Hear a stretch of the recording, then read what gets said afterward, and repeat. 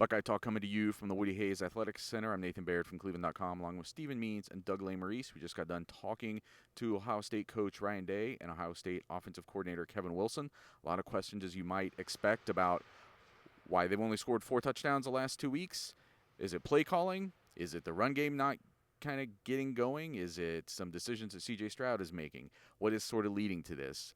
Penn State, I was looking at Football Outsiders data today. Football Outsiders, number 6 defensive team in the country. Nebraska was number 10, and the team they're about to play, Purdue, is number 13. So obviously the challenges kind of keep coming to get this offense going. Doug, when you asked a lot of questions today about sort of just why they made some of the decisions that they did and whether they were getting what they wanted. What was kind of your big takeaway from what you saw, what you heard from Kevin Wilson and Ryan Day today? Trying to figure out how they want the run game to work ideally and how they want to divvy things up, which we talked about a lot on the post-game Buckeye Talk after the Nebraska game on Saturday night. Because, Ryan Day had made a big deal. It's one of those things that slightly aggravates me when someone makes a big deal about a stat, and then when you ask them the same thing about a stat and a different thing, they're like, well, that's not what it's like, well, you just last week against Penn State, Ryan Day looked at the box score and said, look, it's 34 passes and 34 runs. That's good. Multiple times. It might be simplistic, but that is good. And so then I said, well, it was 54-30. And then it's like, well, bubble screens and call. But it's like, okay, then why did you say it last week? I don't know that they know yet. I think they're trying to figure it out. And I do think it felt like maybe in the moment on Saturday, maybe they didn't necessarily think they didn't run it enough. And then I think by like Sunday and Monday, maybe they're like, maybe we didn't run it enough. So I do think they learned some stuff, but the defense is part of it to me. Is if you couldn't do it against Nebraska, then who are you going to do it against? Purdue, Michigan State, Michigan.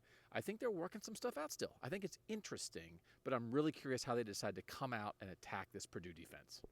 I do think part of it is there are some defenses now giving them a tougher test than they had for like a month span of the season, and it's you're reacting to it in real time somewhat. You're reacting to it schematically and how you prepare for a game.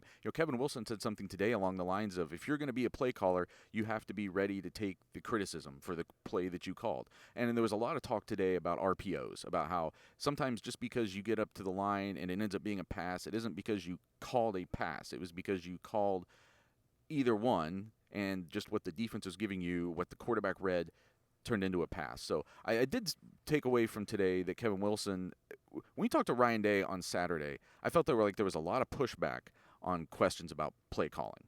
Stephen, you asked him a question. I thought there was some pushback. I know some other people asked him a question. It was rubbing me the wrong way a little bit, kind of like, hey, who do you think you're talking to here? I'm Ryan Day. I'm the quarterback guy. I know how to dial up an offense. What's going on? And then today, both he and especially Kevin Wilson, he said something along the lines of, everybody's taking ownership of this, and that includes the coaches maybe having to revisit how they call some things. And so I think we might see some adjustments to that on Saturday. But again, it's going to be very game plan specific, so it's a little bit hard to predict exactly what that's going to look like. But Stephen, as somebody who was asking those questions, I guess what did you take away today from what you heard and what you think it might mean for what we see against Purdue on Saturday? Yeah, especially after rewatching the game.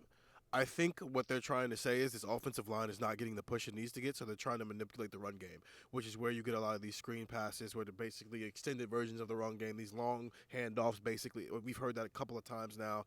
The RPOs that they've tried to establish a lot of times, they don't think the offensive line is doing a good job, so they can't just line up and hear Travion, run through that hole and make something happen. And so that's part of this is, yes, the play calling needs to get better, but also as the offensive line plays better, the play calling can get better. Kevin Wilson said it multiple times, and I was going to bring it up on today's pod.